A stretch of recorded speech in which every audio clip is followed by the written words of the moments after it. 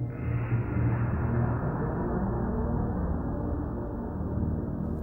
time for the double stop with Brian Sword.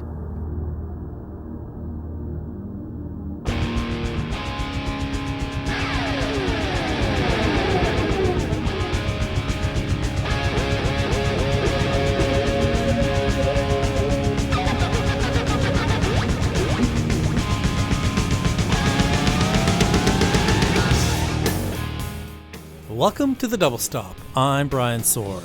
I'm really excited by my guest this week. I've got somebody who I'm personally a big fan of, Kelly Hansen, the singer who's now in Foreigner, but you may remember him from Hurricane in the 80s and then a bunch of cool projects in the 90s and later. When I first had the idea for the show, Kelly was actually on my short list of people I really wanted to talk to, so I was really happy to get him on the show. We had a great conversation. We talked about his entire career, and I got a really good look at Hurricane, which is one of my favorite bands from the 80s. I've had Robert Sarzo on the show before, and I admit I wasn't terribly satisfied with what I got in terms of the Hurricane story. So I was really happy to get it from Kelly, and he really gave a thorough telling of that story, which I'm really pleased to present to you guys. So let's jump right into it. Here is my conversation with Kelly Hansen. You can play with your money, but you can't play with love. The company you keep. I was born in Hawthorne, California. Was raised in what they call the South Bay, Manhattan Beach, Hermosa Beach area of Los Angeles. And the snippets of memory I have from my musical, stuff around the house is my parents being into some, jazzy kind of stuff. I always remember that there was this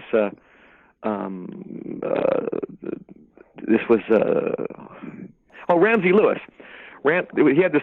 My dad had this album, Ramsey Lewis, live at the Bohemian Caverns in Washington D.C. And a lot of Herb Alpert stuff because vinyl albums were big back then, of course. And then I also remember whenever I would drive around with my mother in the car, she would always have the current pop radio station on. So I remember hearing singers on there, just all kinds of stuff growing up. So it was kind of that juxtaposition. And then in terms of your starting to get into music, did you start as a singer or did you start playing a different instrument? How did you work your way to vocals? No, I started off as a singer. It was kind of accidental. There was our family had another family that were friends, and one of the adult children in that family was a guitarist and had a band and took his acoustic guitar everywhere with him. So one day we were all going to the beach, and he brought his guitar. And we're sitting on the beach, and he says, well, want to sing a couple songs? So I did. And then he said, well, why don't you come sing with my band? So I did. And then very soon after that, I was the lead singer of the band. And it just kind of accidentally happened like that. And so there was no training, or did that come after? A little bit of training came after because I was singing in this band, and sometimes I would be able to do things vocally on one night, and then the next night I couldn't duplicate them, and I didn't know why. So I started taking some vocal lessons like once a week for half an hour, 45 minutes, and just kind of learned how to use my voice to make sounds and vowel sounds and breathe and all that kind of stuff. And some of those lessons still carry over with me today, and it was very helpful so that I didn't burn myself out, because soon after joining that band and doing that for a while, then I was in a cover band where you're playing 5 nights a week, 4 or 5 hours a night, and it's really draining on your voice. Yeah, right. Yeah, if you don't have your technique, you'll strain it and get nodes and all kinds of fun things. Right. The cover band era, is that still high school era, or would that be beyond high school? First band was combination originals and covers, and so we'd mix them into the sets that way. Then sneak them in. yeah. Then there'd be there was a couple other groups that I did, and then I was in this. I was kind of one more or less top 40 band for a few years right before Hurricane. And that was when we were working a lot doing that. Right. In fact, Robert and Tony came to see me when we were first starting out, and they were looking for a singer. they came to see me perform in Manhattan Beach at a top 40 cover show. Did they offer you the gig? Did you go right to Hurricane from there? Yeah, what we did was they had a friend who had an office building in Hollywood, and they allowed us to use the office after hours in the evening to write and to kind of play stuff. Although we didn't have really a drummer to begin with, so it wasn't really Hurricane yet. But it was three guys writing some tunes, and they had a couple of songs that were done, and we started writing some more. Then we had an English drummer. I don't know if you want to go into this yet, but we had this English drummer who I think I answered an ad looking for a singer.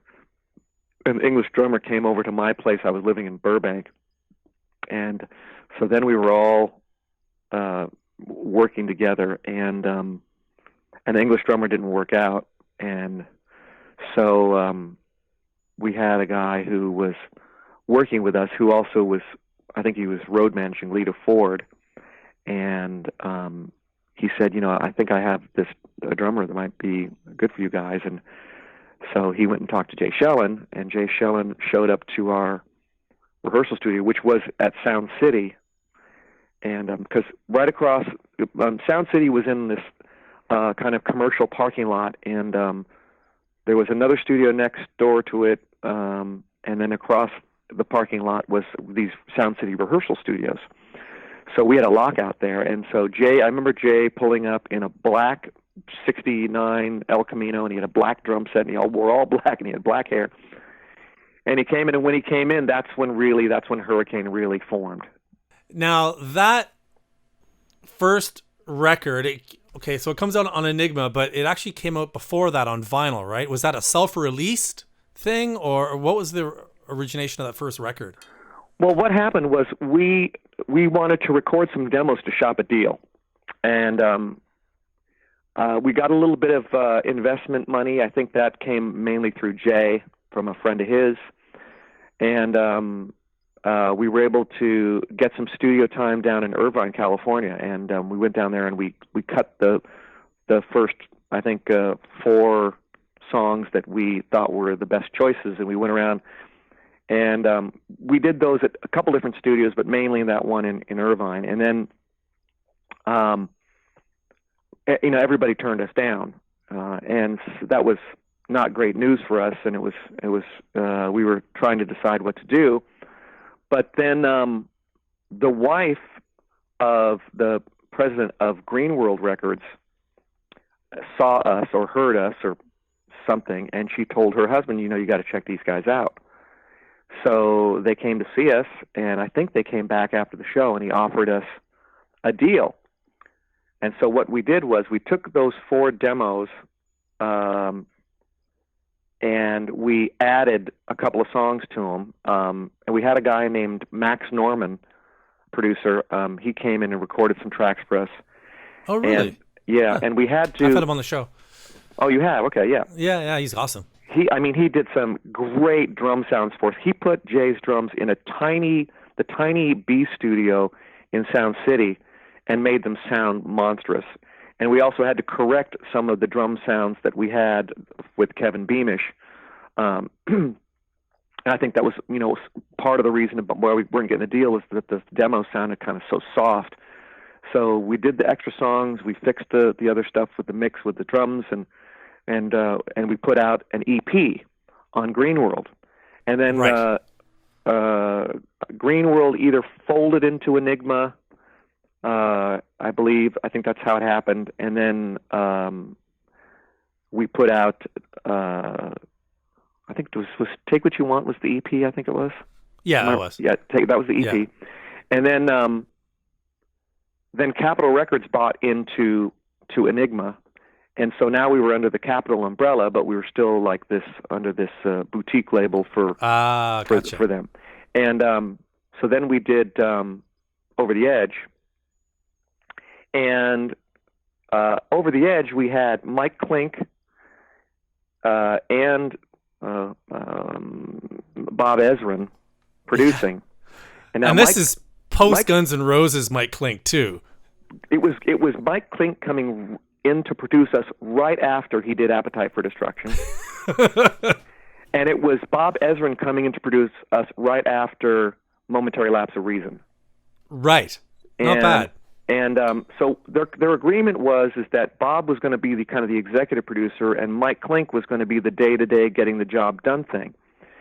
And we started going long on the schedule because we were having just some issues with getting the stuff done on time, and also Mike Klink came to us and said, "Listen, Guns N' Roses wants to do GNR Live, and we're kind of running out of time here, so I'm going to go do that." And so we were Bob was left holding the bag. And I got to give credit to Bob Ezrin. I remember he came in the studio the first day after Mike left, and he goes, "Holy shit, there's only half a record here."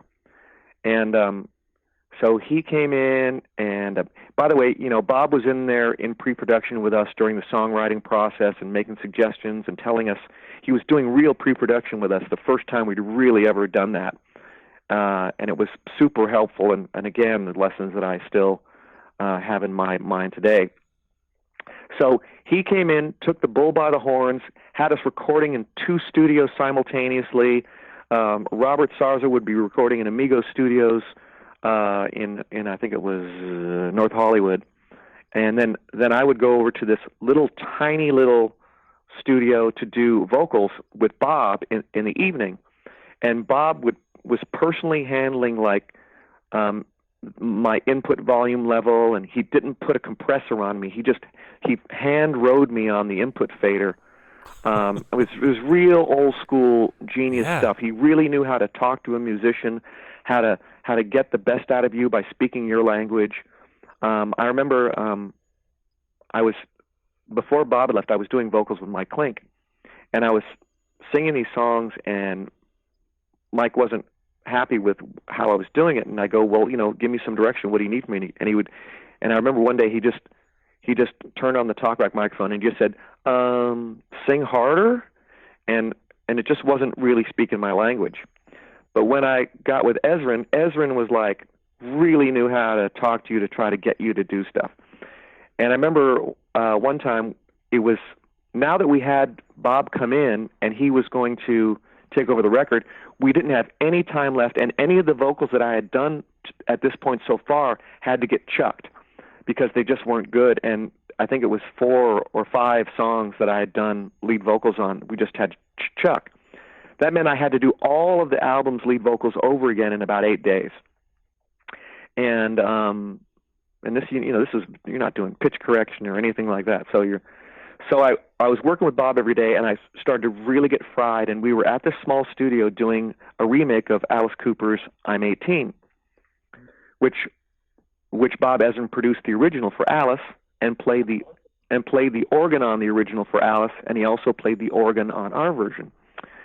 So as I'm doing that, I can't even sing the last note of the song. I'm so fried. So he stopped the session. He goes, "Come on." And we got in his van. He had a 70s van conversion, with the couches and shit in the back. And we drove into the valley. We drove to his house, and he took me into his house. He sat me down, and he made me soup. And we just took a 2-hour break. And then he took me back to the studio, and we finished the last couple notes of I'm 18. I mean, that's the kind of producer he was with us. He did just a great job on that. That's amazing. I just want to quickly jump back to Take What You Want, because the track Heaven, It's Only Heaven. Yeah. It's probably got to be, in my book, the best power ballad of the 80s. That's such a genius song. And because it's on your little first EP, I don't think a lot of people ever heard it. Right. Can you tell me a little bit about that song? Sure. Robert Sarzo was always experimenting with his gear and his sounds and stuff, and we were working with companies at the time like Crate Amps and Roland, and Roland was helping us out with a little bit of sampler synthesizer stuff back in the day. I'm talking about 8-bit samplers and things like that, and they had these multi-effects units and things like that. And Robert was working with these companies doing some of this stuff. So he had this footboard system that he had put together that was able. He would pluck the strings on his guitar, and it would trigger a slow attack on this kind of string sound coming out of this unit. And he could blend in the guitar string or blend out the guitar string, so you would either hear more of this effect unit or less of it. And he created this kind of very string kind of thing. And so I don't know, I can't remember the exact how the composition came together, but I remember that was an integral part of the inspiration for it, was him coming up with the sound and kind of writing some chords, I believe. And I know that I believe I was heavily involved in writing the lyrics, but it had this kind of ethereal kind of sound, and so it kind of took me towards this feeling of what heaven is and what it really is, or what you think it is, are two different things, and so kind of that's what it came out of.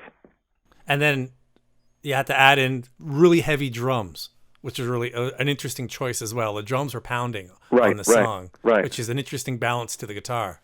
Right, exactly. I mean, we were trying to do this coolest stuff as we could, and it was difficult because you didn't have a schedule and you didn't have time, and everyone's working day jobs, but you're all working to try to do this thing, and you're able to come up with a gem here and there. Yeah, right. Now you join this band, and you've got two brothers of famous musicians, which makes for an interesting story. It also sets some expectations. So did you think that helped the band or hurt the band? Well, it definitely helped us because back in the day there was no social media. We didn't have money to hire a publicist. We didn't have an angle of, to get out there to make us stand head and shoulders above what other people were doing. But for us to be able to say that two guys in our band were brothers of two guys in Quiet Riot was something, at least a talking point. It was something that it would get the conversation started about us, and it would get a mention of us because of those brothers in the connection. So I think it was very helpful, and I don't think there was an expectation that our brothers were supposed to be the same as their brothers, or same kind of music or same kind of sound. There was never any expectation of that. It was just a kind of an assist to us as far as publicity. All right, now moving back over to Over the Edge, the song Baby Snakes is really interesting because it's instrumental and there's a story being told. Right. But Ace Frehley did almost the exact same thing with a different story at the exact same time. He had on his second post-Kiss record, he had a song instrumental where there's his was about a boxer throwing a fight. But it was a very similar thing. How did that all come together? And because there's like two songs, similar idea, never heard that again. Okay, so you got to remember that Bob Ezrin was producing, and we were looking for another thing for the record. And now, if you take a look back into Ezrin doing his stuff with Pink Floyd or with Kiss, and remember God of Thunder with the whole helmet microphone thing that they had a little boy talking into a helmet and it was all distorted. Right. Bob Ezrin was really into all this kind of weird sound effect-y kind of thing. So Bob came up with this idea for this answering machine thing.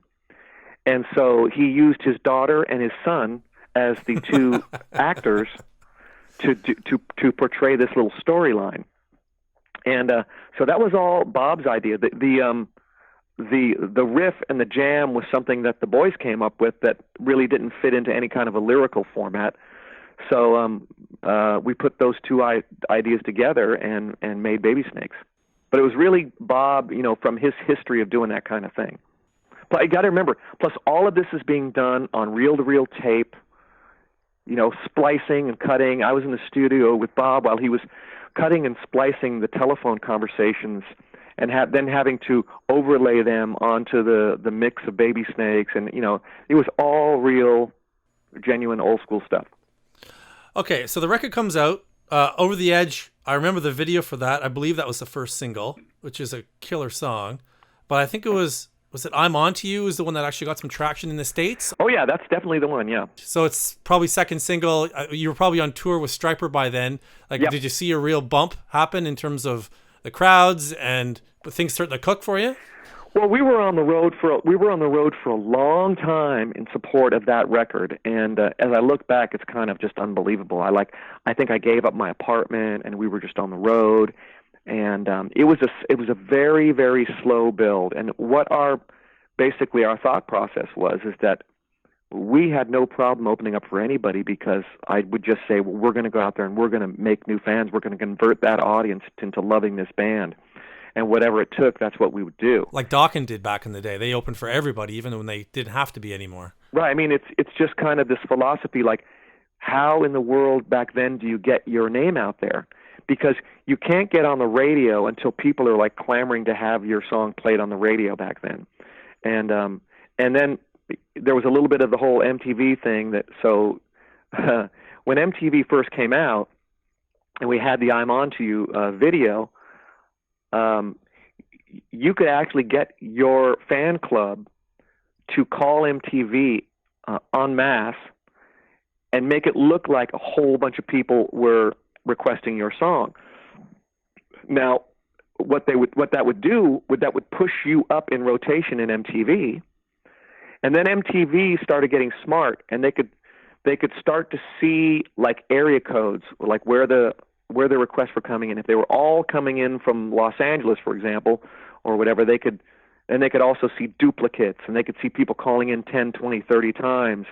And that started to weed out being able to do that. But at that period of time, that was a helpful tool for us, because we could bombard, we would have physical paper newsletters that we would mail out using the U.S. Post Office, and you would mail out newsletters saying, our video is going to air on this date. Here's the phone number. Call in as many times as you can request between the hours of this and this. And that's what we did to try to get more rotation. And how was that tour with Stryper, and what other tours do you remember doing for that record? We did 2 tours with Stryper, and they were great. We had a great time with them. It was just a really interesting time. I think we were touring in a motorhome. But the first tour we did, we were in an 18-passenger van, and we were trading off driving. Everyone had to take turns driving, along with our manager. And then we went to a motorhome, and then finally on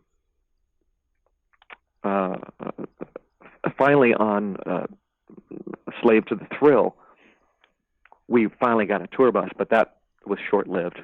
We'll get into that, but. So your question was? It's in terms of the tour of Stryper. I think they were label mates at the time. Right. There seems to be an association from that period between you guys and Stryper. And I'm assuming it's because you toured together on the same label, because it doesn't strike me as Hurricane being a Christian rock band. No, it was because we were on the same label, and it was actually, it was the plan of the label, because Stryper had a bigger draw than us at the time, so they said, we'll put you out with Stryper. And because we weren't getting a lot of traction trying to go out and opening for anybody else. So, that was big for us at the time. Okay, so you toured that album like crazy, and then I've talked to Robert, so he says he was let go of the band. Right. So what was the decision-making behind, like, why did you feel it was the best move to move on from Robert? When did you do this interview with Robert? Oh, it's been a couple of years now. Right. He was. Well, I read an interview where Robert said we fired him with no explanation and no apology. Okay. So ask yourself, does that make any sense? You're in a band. You've just toured your ass off for quite a long time. You are now poised to make a breakthrough on your next record because you've had great success with Over the Edge, and you just go, we're going to fire you, no explanation and no reason why. Just today I feel like, we should just fire you. And it wasn't like that at all. I can't imagine, no. I mean, Robert, in my opinion, was having some issues that caused him to have clarity and consciousness during our rehearsals and our writing sessions for Slave to the Thrill.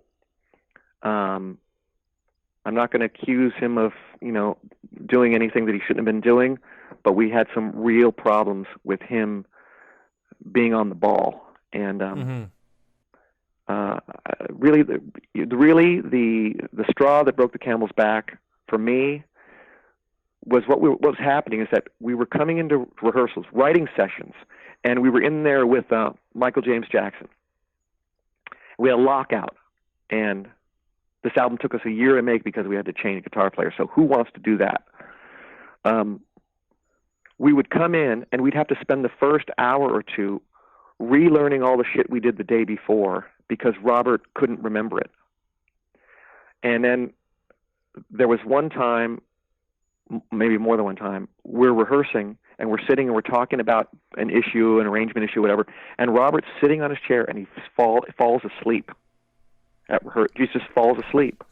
And I just think that he was living in, what was that? Do you remember what that apartment complex was called over there in North Hollywood, something California? Well, there was a lot of partying going on at this particular apartment complex. And all I'm saying is it's coincidental that there's a lot of partying going on at this apartment complex, and that we have a guitar player who's forgetting everything that we're learning and then falling asleep at rehearsal when we are under a crunch and pressure to, do this, our sophomore release of a full album. And so that's what it was about. And I've read so many articles where Robert says that that he discovered me, and the world didn't happen until he did something about it. And I love Robert; he's a great guy, but maybe his memory is slanted because of however he wants to believe stuff happened. But I was not a perfect guy at all. I made some decisions that were made by people swaying me and convincing me into making decisions. But there were also definite things that were other people's fault as well. And, Robert has to take ownership of his shortcomings at the time. I'm definitely willing to take my blame for stupid decisions I made, like going with leaving our first manager, Gary, and going with another management company that was bigger. They were bigger. They handled Rod Stewart. They were, and I thought these are guys who know how to handle, a big career. And maybe it wasn't the right decision at the time. It was pretty much, I was the one pushing that, agenda. So I'm willing to take the blame for that, but we all have to own our own shit. That's all. Now, when you tell your record label that you need to change guitar players, did that cause chaos? I don't recall, but I know that the way the contract was written, it kind of gave them two bands, because now they could pick up an option to make a record with Robert on his own. Right. So maybe it wasn't so bad for them. Now, what led to you finding Doug? I think at that point he was in Lion. How did that come together? I'm not sure how we found out about Doug, or how the connection came together. I can't remember, but I remember vividly having a meeting after we jammed, and remember we're a band that had been touring hard, had a top 35 single with Over the Edge. We're really getting out there, but we were churning hard, and we weren't breaking through all the way yet, but we were churning hard. And I remember sitting in a restaurant called Lancers in Burbank with all four of us sitting in a booth, two on each side. And we sat down and we said, listen, what we're looking for is a partner, is someone to be a member of this family, because we're all equal share here and we all want to do this together, and everything is equally split. And that's the kind of team player we're looking for. And Doug said, absolutely, I'm 100% on board for that. So that's how we cemented our agreement together. It is a fantastic album, and I really love how there's a song, songs like "Let It Slide," which are not your stereotypical, rock song from the late '80s. Right. There's some more variation to the record, and perhaps more diversity than from the last record. Right. So what can you tell me about the writing sessions? Did you plan on writing more diverse songs, or is that just what came out when you got a new guitar player? How did the writing go? Well, when we, like I said, we had gotten a decent advance for the next record, and we got ourselves a lockout I think it was Burbank, and every day we'd show up, we'd go in there, and we'd work on new song ideas. And Michael James Jackson was there working with us. And Michael James Jackson was kind of from the school of, I'm going to give you the time that you need to get great stuff done. And so what we ended up with, I remember we ended up having like 25 song ideas on a whiteboard or a chalkboard inside the rehearsal room. And they were, not all of them were complete songs, but there were at least a verse and a chorus and maybe some kind of musical theme. And so what we started doing is started going through them and chopping out the stuff that wasn't good enough. And we had a rehearsal room and a lounge. You go out, you leave the rehearsal room, go around a corner, go in another door, and there's a lounge there. And it wasn't the whole time, but one of my clearest memories, the one that's predominant in my mind, was that a lot of the times the three guys would be in the rehearsal room working on musical ideas and playing them for Michael, or getting suggestions from Michael, and then we would record them onto a 4-track cassette recorder. And I still have this 4-track cassette recorder, and I think it was a Tascam, and no, it's a Yamaha actually. Release the demos. Yeah, release the demos. Yeah. And so what they would do is they would record a musical idea onto the 4-track, or I would, I'd come in and record it, and then I would go in the other room and start trying to think of melody and lyrics while they would be working on other song ideas. Because once we had to get rid of Robert and we got Doug in the band, we were under the gun, schedule wise, yeah. And so we really had to move forward. So we were just working hard trying to do that. And it was a really great time. It was under pressure time. But I think that's sometimes when you do, really good stuff. And listen, that little scenario I give you where they're working on that and I'm working on lyrics, there were more other combinations of things that went on, but that's the one I remember in my mind that I remember just the thought process and how we were doing that record was just crazy, and just knocking down that list of ideas and distilling it down to the best songs that we could come up with. Mm-hmm. And I think that was the first record where there were some outside writers brought in too. Was that also part of the time crunch thing, or was it just a matter of getting the best possible songs you can? It was both. What is the ballad on that one? I Don't Want to Dream. Right. So I was kind of new to the Nashville co-writing vibe and how it worked, and I didn't understand that the way the deal had been worked out is as soon as you step in the door with these writers and you write one note, they get half. Oh. And so I came in with I Don't Want to Dream. I had a verse and a chorus and a chord pattern. I just didn't have a second verse. And after we had finished working on a couple other songs, they said, well, what, you have anything else you got? And I brought out I Don't Want to Dream, which was almost a complete song. So when it was done, they had half, and then our half was split 4 ways. And you learn your lesson about making sure you understand how the song splits go. But that was. I mean, we were trying to get better songs, and we were also trying to get more hit stuff, and trying to push it along. Now, what was the response when this record came out? Well, first of all, there was the controversy over the cover. Yeah. So we were talking about cover ideas, and I remember we were in Randy Phillips' office. I think it was with Steeple Phillips. We were talking about covers, and I think Doug Aldrich had on a Japanese, like, cartoon noir, B&D kind of theme on his T-shirt.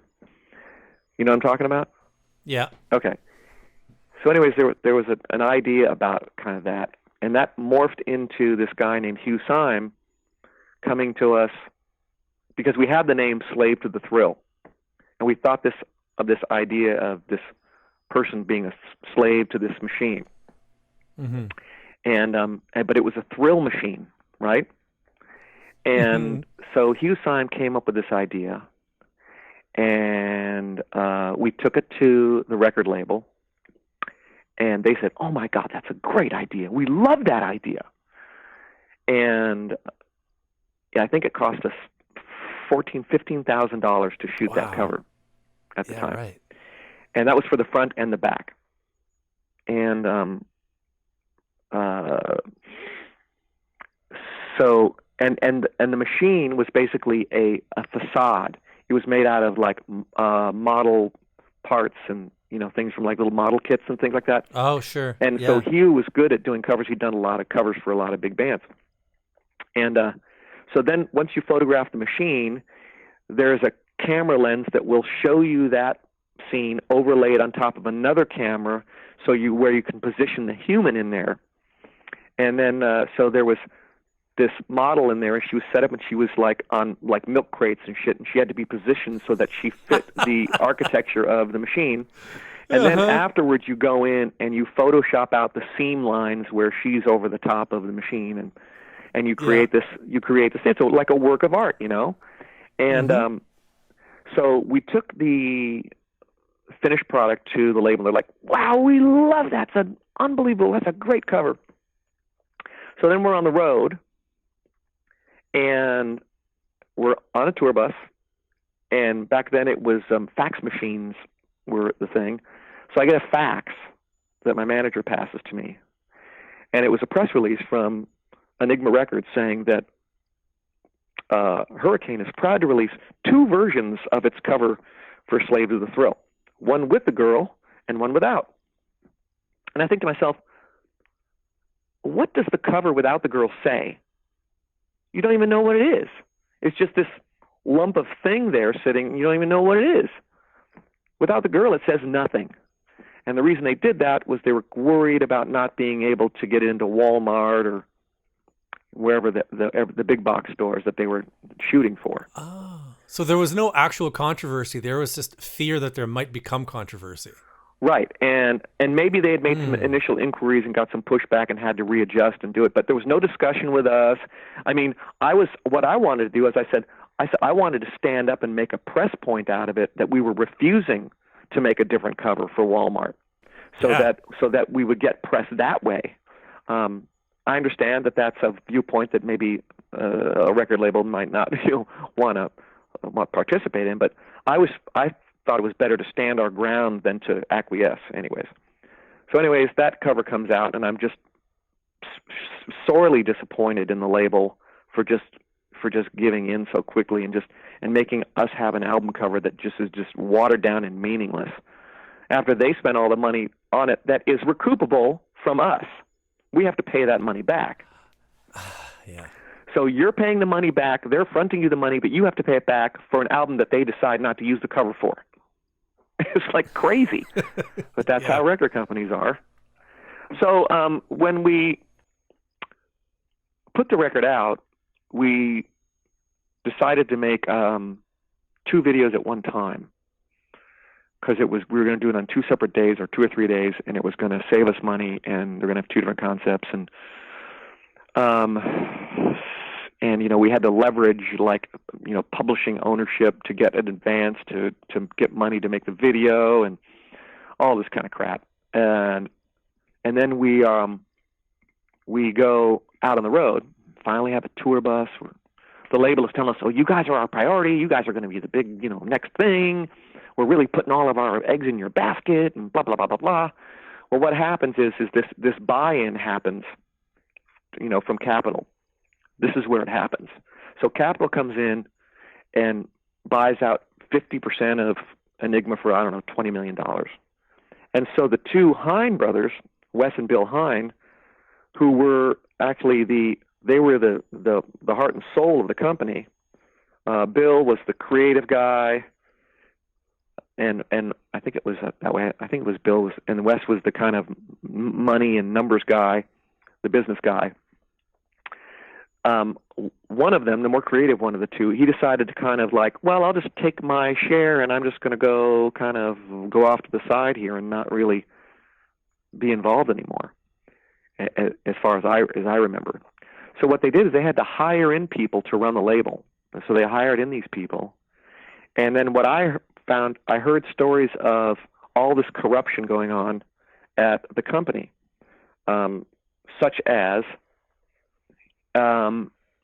a record company wants a new phone system, right? So, but they don't want to pay for it. So they go to a record chain, and the record chain buys them a phone system, and they give them a bunch of free records. What happens is those records don't get counted as sales. They get counted as comps. And that means we don't get any of our money that we need to get so we can recoup the label, and we don't get any money for our share of royalties or publishing. It's called selling cleans. And I heard stories of this. I also heard stories of the fact that we had definitely sold gold, but they didn't want to tell us that. So I heard all these stories of corruption. I heard of the general manager at the time like walking out of the label when he was fired with like a bag full of money. And so what happened is the label went bankrupt. So we're on the road on a tour bus in support of this album, and I get a call from my friend in the publicity department, and she says, well, they just fired 2/3 of the staff today. And I had no clue that there was anything amiss with the record label going under. So I'm saying to myself, okay, when you're out on the road, the reason that you're doing a show is that so after the show and after the radio interviews and all the stuff that you do, people will go to the record store and they'll buy your record. That was the only way they could get your record, not like now. And so you go play the show, you do press, you make a good impression, people like you, they go to the store and buy your record. Well, if the label fired 2/3 of their staff, what is the likelihood that the stores are going to be stocked with our record? Because no one's taking orders, no one's filling orders, no one's pushing. So that's really, really bad. And every day we're on the road, we're spending money to do this little circle of life here that you do. You go out, you spend money, you play, you sell records, you make money. And so the label doesn't give a shit about that. So the label goes under. I get this message that the label went bankrupt, and I said, oh my God, what are we doing out here on the road that we have to cancel the tour? So we canceled the rest of our shows. And we had to wait for 6 months.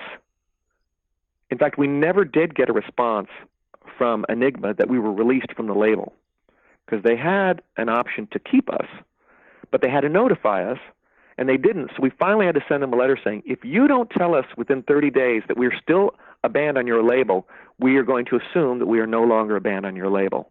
And that's how it went down. We never heard anything from them. So and it was a crash and burn for the label and for the band. And right at the same time, what am I saying? Bands like Nirvana and grunge was coming in, and it was becoming popular, and our kind of thing was on its way out. So we had to, for that 6 months, we're waiting to hear from the label. We're not making any money. We're living off of money that we have or gear that we have that we're selling until we hear that there's nothing else going on. And that effectively ends Hurricane and Bob's Your Uncle. And Doug went off to House of Lords and other stuff. So was there any attempt to move on to another label, or was it, okay, label's done, Doug's moving on to a different band, we're going to fold it here? Well, my interpretation of how this went down is as soon as times got tough, Doug found something else to do. So instead of being that brother who was going to fight it out in the trenches with us and figure out what we were going to do next, he left. And by the way, when he was still in the band, he asked to go do, quote, another project temporarily to record another thing with Cal Swan, I believe.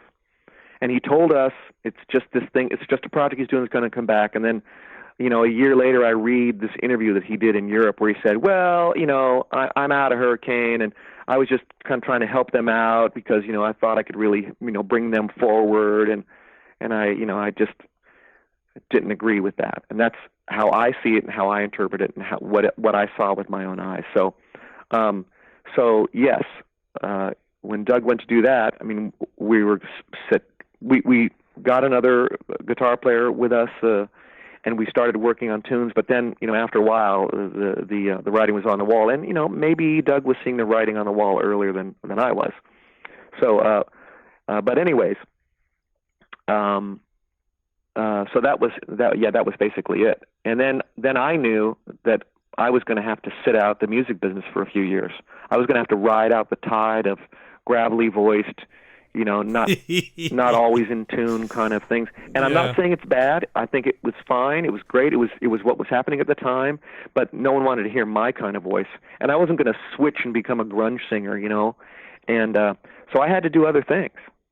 Now, I'm going to say maybe 10 years ago, Jay Shellen on his website had some live recordings of Hurricane from that tour and was saying he was going to release it as a live album, and it never happened. Right. Is that ever, do you know anything about that? And is that ever going to be a thing? Well, yeah, that was, I think it was our last show at the Palace in Hollywood, recorded by Westwood One, when it was multi-tracked. And, we were trying to think about maybe releasing that material, but it hasn't happened yet. And, we've both been so busy that we've never really kind of, forwarded that idea. Plus, I don't even know what shape the tapes are in. Right. So yeah, I'd love to hear that though. They had some clips and it sounded great. No, it was a really great show. I remember that that was a tour. I mean, the show itself, when you heard it, it was amazing because the playing was great. I mean, I was singing on key, and there was no fixing to be done, and I remember that tour that I was using foam earplugs because we weren't traveling with our own monitors, and I got so sick of having these terrible monitors every day that were being provided by the house. I started using foam earplugs for the whole tour. I think I did a 37 or 50 show tour with just earplugs in, and the show sounds amazing. Awesome. Okay, so you have a 90s era where you laid low a little bit, but then you came back pretty strong with Heaven and Earth and Unruly Child, kind of very similar time frames. Both fantastic albums.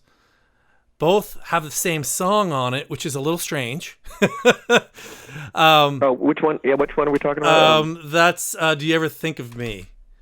Right. Which is on both albums, coming out very similar time. And I have had... It came out on Heaven and Earth, and Unruly Child. Okay. So maybe we can start there. I'm so confused about that time and how that happened.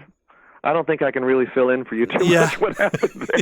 It's such an interesting thing. Like, I have had Stuart Smith on the show before, and he voices displeasure. I think he says he had it first, and then the songwriters sold it to somebody else. But it must have been a little strange for you. Well, I think one of the songwriters was Al Greenwood, who was a member of Foreigner. Ah, right. But it must have been a little strange for you to walk into the studio to record a song and find out it's the same song you recorded 6 months ago with somebody else. I can't remember what the deal was with that. I just don't have any recollection of that whatsoever. Okay. Well, let's start with the Stuart Smith album. And you got a couple songs on there, but you were kind of in the band. I think I remember back then you came up to Edmonton or something and did a show with Stuart Smith. So and Def Leppard. Yeah, right. Where the promoter flaked out and the lighting company said we're going to turn the lights off. And I was talking to Joe Elliott, and I go, what are you guys planning on doing? Because you know what, we just found out we're not getting paid. And he goes, well, there's all these people out here, and we can't really disappoint them. And he goes, and Joe says, we should get everybody to turn on their lights of their cars, and we'll just play like that. And eventually we were able to get them to turn the lights on and do the show. But everybody from our camp, from the Heaven and Earth camp, lost money. Right. Huh. Okay, well, that was an interesting album, and it was an interesting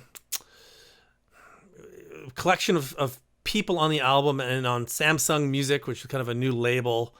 How did you get to become involved in that in the first place? Well, I knew Stuart, and every once in a while he would have a project where he'd get a backer, and he would say, listen, I got this backer, and do you want to sing on it? And those were thin times for me. And so sometimes you do things because, well, there's money involved. I'll do it. And actually, when it came to doing that Heaven and Earth record, Pat Reagan came on board, and I think that actually turned out to be a pretty decent record, and got some really good people involved. That's an awesome record. A lot of people on there, but I just know that I had to sing all the high songs. So. Okay, and then around the similar time, you reunite with Jay and join Unruly Child to do the Waiting for the Sun record, which is another killer record. How did that come about? Was it just Jay brought you in, or was there more to it? Well, I knew Bruce, and I can't remember if we were working on some other stuff together. But Jay and I've always been close, so maybe we were just all hanging out together. And but that opportunity came up. But I'm having a blank on the current singer's name. What's his name? Marcy Free. Yeah, Marcy Free. So when Marcy Free was out at the time, I don't know how it happened, but they had these demos and they had these songs. And I got to give credit to Marcy, because Marcy had sung on the demos. And so I didn't change a lot from what Marcy did, and so we didn't re-record in a key that might have been better for me. We didn't do any of that stuff, because maybe Waiting for the Sun, that song itself was probably a little bit low, but sometimes you got to do what you got to do, and it was great working with Bruce. It was my first time working with computer vocals. He had a computer system. I think it was an Atari system that could do like 4 tracks or something like that, and so you could bounce background vocals. And that was all my first experience to that. And it was a lot of rendering time, and it was it was all supposed to be quicker than tape. That's 1998, so yeah, that's early days. Yeah. I've had Tim Donahue on the show as well. So in terms of Into the Light, and Tim was a really great guy to chat with. So. Interesting player, the whole fretless guitar thing Bumblefoot's doing it now too. There's a few more people, but back then it was pretty unique. How did you get part of that album? I'm not sure how I got connected with Tim Donahue. Could have been somebody at a label. I'm not sure. But I remember that he'd worked with Paul Rodgers on a record, and I thought, well, this could be interesting.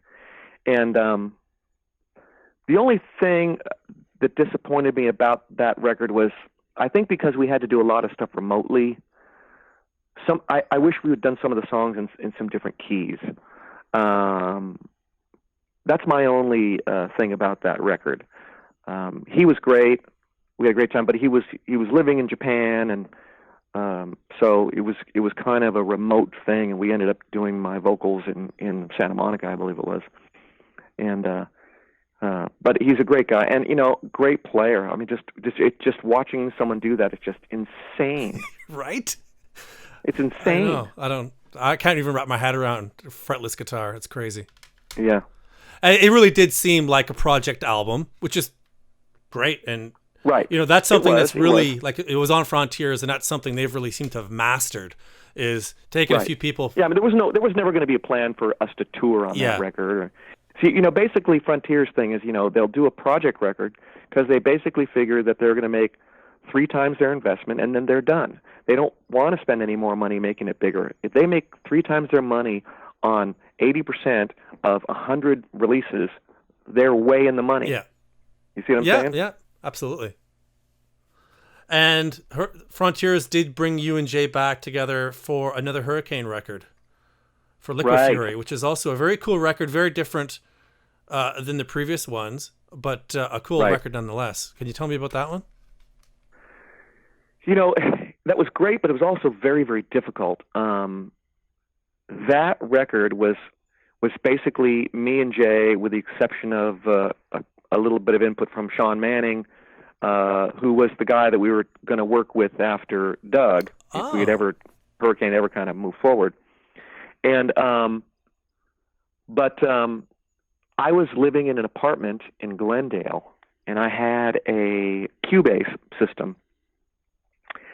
And I remember the time I had this particular sound card on there that was this interim sound card thing that was before a way more expensive system, and it was after a really shitty system, and I could do a number of tracks and play them simultaneously. So we were on a early home digital studio recording of that record, and it was a lot of tough work, because especially in trying to get sounds and trying to do a mix that didn't sound like I had a blanket over it the whole time because of this early digital system that we had. It was very difficult. But Jay, we ended up setting up Jay's drums in my living room, and I think he played a pad kit, and we sampled everything, I believe.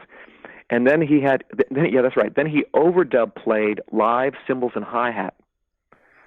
So he played to himself, which I'm just freaking out just even thinking about this, but people do this, Yeah. But it's insane. And then we had some incredible playing on there. Whoever played the war guitar, Randy Strum. This guy, have you ever heard of a war guitar? No. What is that? It's like a Chapman stick. Your right hand plays on top of the fretboard, and your left hand plays below the fretboard. So your hand is coming across from the bottom and the top. Right. Your hands, Mm-hmm. And he did a solo on there. I'm not sure which song it was. It was an octave apart solo, but one of his hand is coming across the top of the fretboard, playing palms down, and the other hand is playing from the bottom of the keyboard, palms up, and he does a whole unbelievably crazy solo that's all octaves of each other. Wow. And it's one of the craziest things I've ever heard in my life. And so he did a lot of great stuff, and we had some good people come on there and on board and help us. But what I liked was the vibe that we got on the record. Jay had some really strong song ideas, but I liked kind of basically what Jay and I were able to do together on that. And but it was during really tough times. It was with a tough set of equipment. I wish that I would have transferred all of the individual tracks to tape so that later someday I could remix it. But that was not in the budget at all. Mm-hmm. So those tracks are lost forever in some hard drive that I threw in the trash 20 years ago. And so it was a difficult time. But I thought that there was some really great stuff on there. Absolutely. And so this is an interesting era. Like, we've kind of gone through it album by album, but fairly quickly. And there was Perfect World in there as well. But it seemed like that was an era from the early 90s until Foreigner, where there's probably not a lot of touring, and then just survival off recording projects. Is that fair to say? I mean, yeah. When Foreigner was over, I didn't go on the road again for 14 years, and the first part of that 14 years was me scrambling, and then developing into being a producer, because no one would let me do any sessions that wasn't heavy metal, and heavy metal was dead. So that they were pigeonholing me into heavy metal. So I became a producer and an engineer, and I was a digital editor, and I did all kinds of stuff, and didn't do a lot of singing for a little while, except I was doing these projects with a guy, and I would produce all of the vocalists, the lead singers that came in, and then I would do all of the background vocals, like these thick, heavy stacks of vocals, and I would record, mix, edit all those, and deliver them as a finished product. And I would do that on a bunch of records, and I was doing a lot of stuff like that. And then I was doing artist development, and then as technology was evolving, the offers to produce music were getting less and less and less. I remember Frontiers coming to me and saying, "We want you to finish the Robert Fleischman record as a producer," and the offer was not a lot. And I told Frontiers, I said, this is how much time I'm going to give you, and this is what it's going to be. And it was difficult times trying to keep it together and make a living as a musician. I did the Josh Ramos record as a producer during that time as well, and I learned a lot. I was doing a lot of stuff. I was having some great experiences, but never really had the digital gear that really let me have the kind of sounds of records that I wanted. I knew I could make better records than those records. I'm not saying those records are terrible, but they do have deficiencies in them. And then I got to the point where I just I got fed up. In around 2003 or 4, I read an article about someone doing something having to do with Freddie Mercury, either doing something with Queen or there was some kind of tribute record, and I never even got a call. And I thought, I'm the guy to do that. Why didn't I get a call? And I started to have a revelation that was my whole career, all of these projects had come and fallen in my lap. And there comes a point in time where you have to say, you know what, maybe people aren't looking to me as the first guy anymore, and maybe I need to change my tactics. And I realized that I had to change it up and start focusing on being proactive about my career instead of just reactive to it. And this is a conscious choice I made to start going after things. And I started saying to myself, I'm just going to keep saying yes until I can't say no, until I can't say yes anymore. And so it was around that time I was on the internet and I read this article about Mick Jones doing this charity project in Santa Barbara with some of the Foreigner guys at the time, and some guys that weren't, and I think it was called Mick Jones and Friends or something like that. So it wasn't even a real official Foreigner gig. And it made me think to myself, well, I didn't have any clue what was going on with Foreigner. I hadn't been keeping up with what was going on with them, and they had been dormant since 2002. This was now 2005. And I thought to myself, is Mick starting a new band? Is this going to be a new solo thing? What's going on? I thought this sounded really interesting to me. Mick, someone I respect, and so I know some people in town and had some connections, so made some contacts and got in touch with the Foreigner clan and gave them a demo, and mostly stuff I had at the time was mostly like metal stuff, and then kind of a little bit of time went by, and then I got back in touch with them again, and unbeknownst to me, they were just starting to get the machinery rolling again for Foreigner after it had been asleep for 3 or 4 years. And so they eventually said, well, listen, we're going to send you a CD of 5 Foreigner hits, the original recordings, but without vocals. We want you to put your voice on them and send it back to us. So as a producer, it was really great to get the CD of original Foreigner tracks without any vocals on it to hear, because I knew that they must have just kind of thrown up a new mix out of these original tracks, and that was really cool as a producer. And anyways, so I spent a couple of days, really trying to be meticulous about doing these songs well. And Mick got to hear that CD in New York, and they were coming to L.A. to do some rehearsals, so they said, can I come down? And I said, well, what day do they come in and start? And they go, well, they're coming in on a Saturday. And I go, well, I would like to be the first guy in on Saturday. Lesson to all of you out there. Be the first guy in, because when they find who they're looking for, they don't look any further. So if you're the 4th guy scheduled that day and the 2nd guy is the guy they love, they don't look for number 4. So I said, let me be the first guy in on the first day. And we jammed for about an hour and a half. And I got home at 6 p.m. They called me an hour later, and during that hour, what they did was they started having a roundtable discussion about me and calling mutual friends and saying, "Is this guy okay? Is he all right? Is he an idiot?" And Ricky Phillips was one of the main guys who plays bass with Styx and from Bad English, and he was really one of the guys who really spoke up for me, because Ricky and I had done some production work together, and so they called me up at 7. And they said, "We have some shows scheduled for this weekend. Can you start rehearsing tomorrow?" And I said, "Yes." So what happened was that Chaz West had gone and sung with us in Santa Barbara. Yeah, I remember that. Yeah. And they were going to have Chaz sing with them on these next 3 shows. So they had to tell Chaz that he wasn't going to do these shows. So Chaz has taken the one show that he did in Santa Barbara and said that he is now the 3rd singer in Foreigner, which is not really true. Yeah. And so, because I keep getting called the 4th singer in Foreigner, and it's not true. So, anyway, that happened, and as soon as we did it, it just took off. We normally you book a band a year in advance, and we didn't start booking the band until March, right? Mm-hmm. And by the end of the year, we'd done 75 shows, right? Which is unbelievable.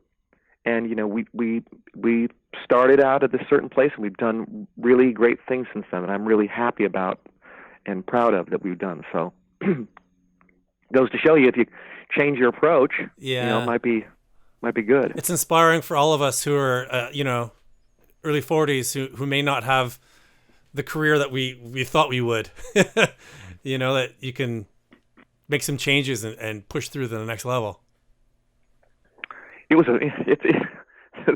Those 15 years, dude, were tough.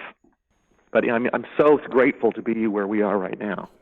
Now, can you tell me the 15 years of all the production side you worked on, all these different new skills you had, when it came time for Foreigner to do the new material, when you did that first record, had it changed your whole, had you changed as a performer in the studio because of all that experience?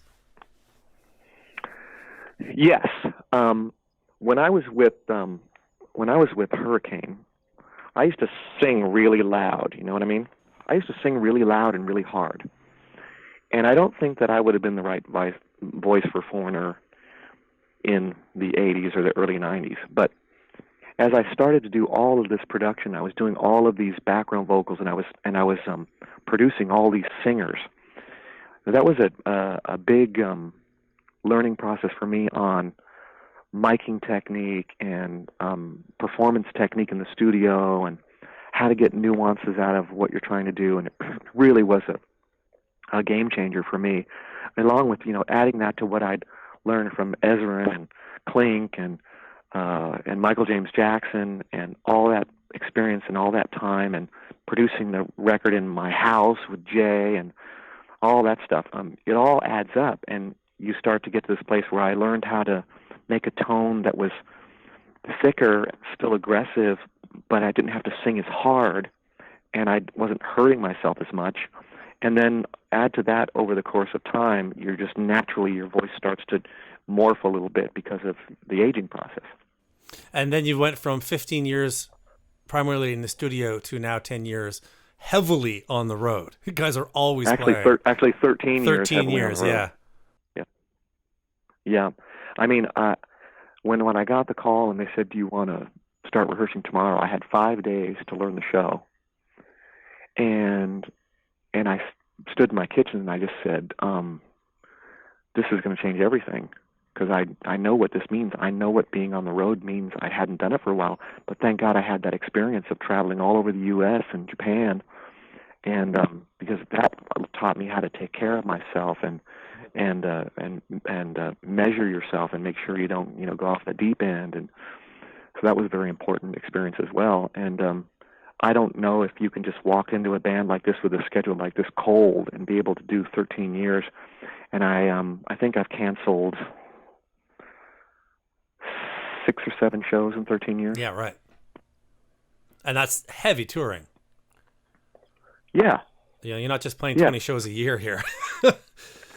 No, I mean, in 2006, I think we did 140 shows. Yeah, right. And then this last year, we did close to 120. This year we'll do 115. Crazy. So okay, so you've been extremely generous with your time, and I'll just wrap things up in terms of now. Foreigner still heavily active. I know you've got a bunch of tour dates that are already announced and probably more to be announced. So how is the future looking for Foreigner? Well, what blows my mind is that the audience is just so great, and they're just so generous, and that every year we've just been moving forward, and having this unbelievable catalog of songs to play is just amazing. And I think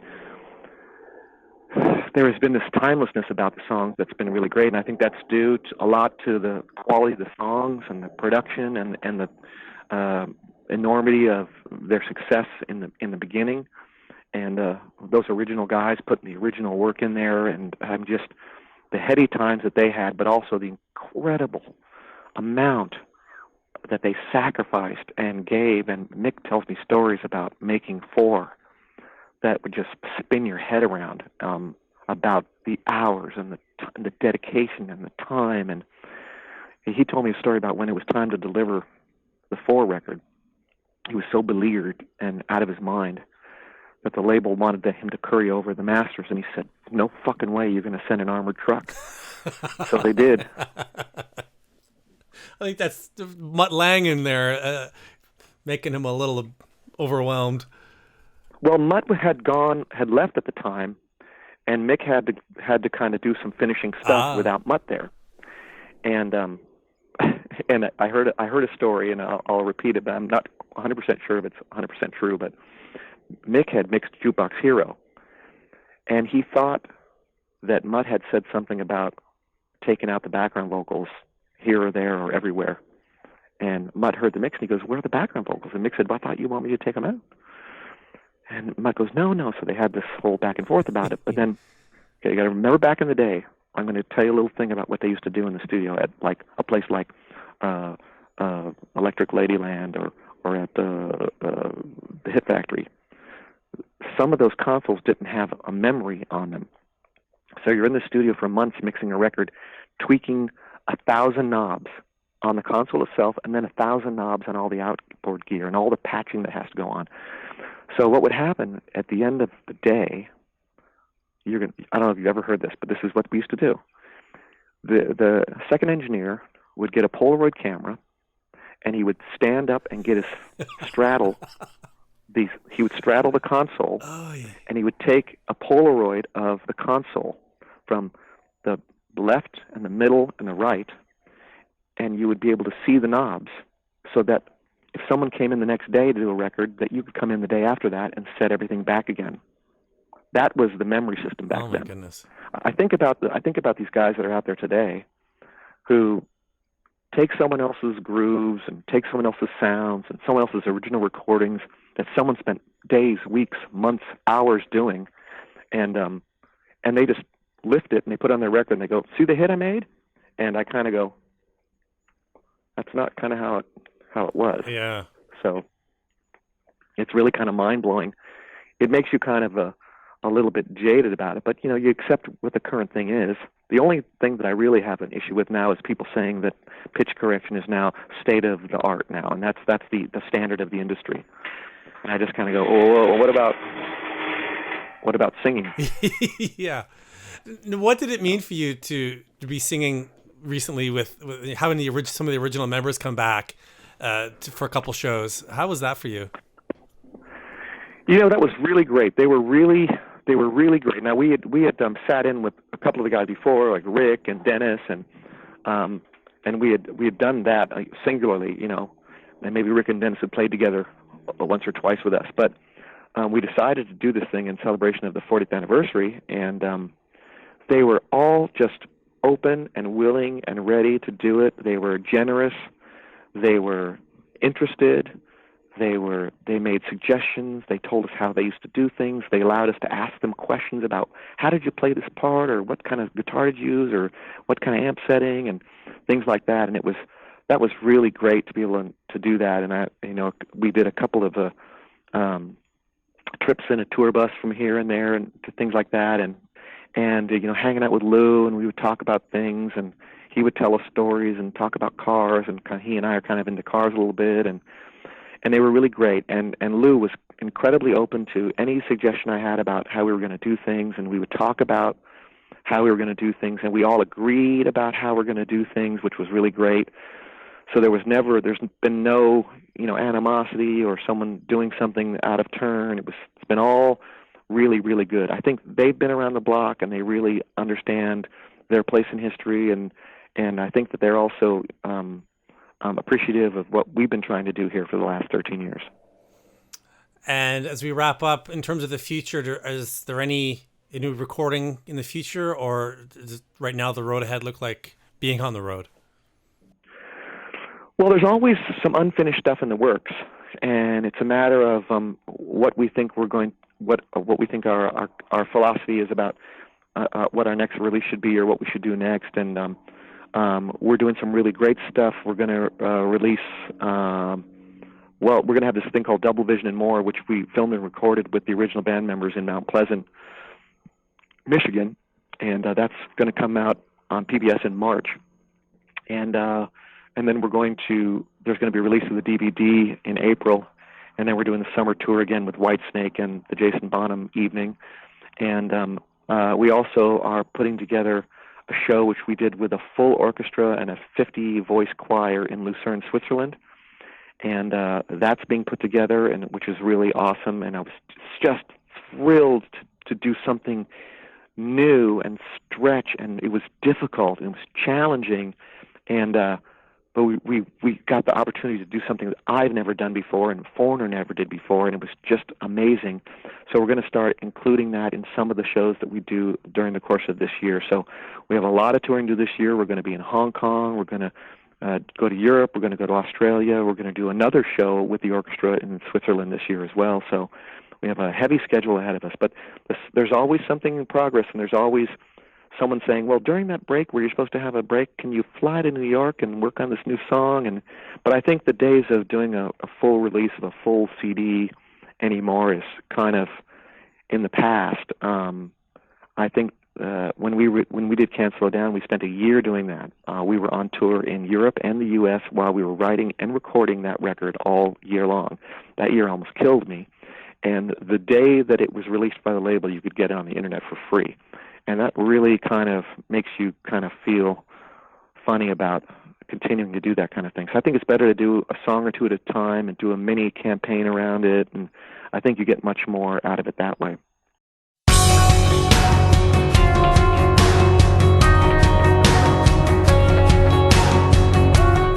That was Kelly Hansen. Hope you guys enjoyed it. Just want to let you know that fundraising has now started for the Rockin' Pod Expo number 2, which is going to happen in August in Nashville. I'm not sure if I'm going to make it down or not, but it's still a really cool event, and if you like podcasting, you should check it out. So you can go to the GoFundMe page. I believe it's gofundme.com/rockinpod2018. Well, that's it for this time. I hope you guys enjoyed the show. I'm Brian Sword. Thanks for listening. The more it hurts, the more it seems so clear.